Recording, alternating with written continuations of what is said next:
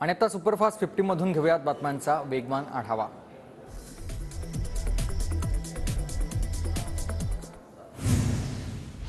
जरांगे शरद पवारांच्या जवळचे, जरांगेंच्या तोंडातून तुतारी वाजते आहे का? जरांगेंनी ठाकरेंची भाषणं कॉपी पेस्ट केली आहेत का?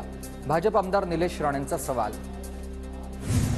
जरांगे बारामतीची तुतारी, जरांगे पाटलांच्या फडणवीसांवरील आरोपांनंतर आमदार प्रसाद लाड आक्रमक।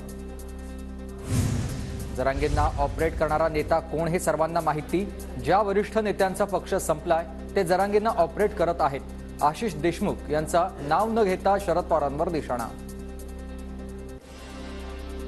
जरांगेंना ऑपरेट करणारा जरांगेंचा त्यानिमित्ताने मास्टर माइंड याला खऱ्या अर्थाने जबाबदार आपण सगळं ठरलं पाहिजे। शेवटी मनोज जरांगे हे बालबुद्धीचे आहे। सागर मंगला लांब राहिला, आधी जुहू तरी पार करून दाखव। तुम्ही पण आम्ही देखील ओरिजिनल मराठा आहोत, चायनीज मॉडेल नाही। नितेश राणे यांचा जरांगेंना हा इशारा। जरांगे फक्त फडणवीसांवरच का टीका करतात? मराठा आरक्षणाची केस कोर्टात गेल्यास फडणवीसच उभे राहतील, निलेश राणेंचं वक्तव्य।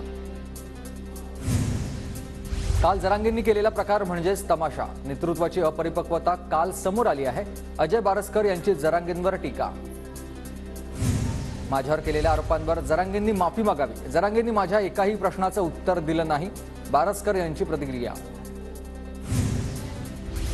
जेव्हा होम डिपार्टमेंटला जाग येते आणि सीमेवरून परत जा या दोन नाटकांवर माझं काम सुरू।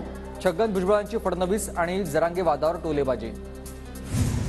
जरांगेंच्या मागण्या बजरंग बलीच्या शेपटीसारख्या आहेत। जरांगे सरकारला शिव्या देतात, जरांगेंना कायदा कळत नाही। छगन भुजबळ यांची जरांगे पाटलांवर टीका। जरांगे पाटलांनी कसं आंदोलन करायचं हा त्यांचा प्रश्न, पण आंदोलन आणि मागण्या घटनात्मक आणि कायदेशीर असाव्यात। प्रकाश रेणगेंचं वक्तव्य।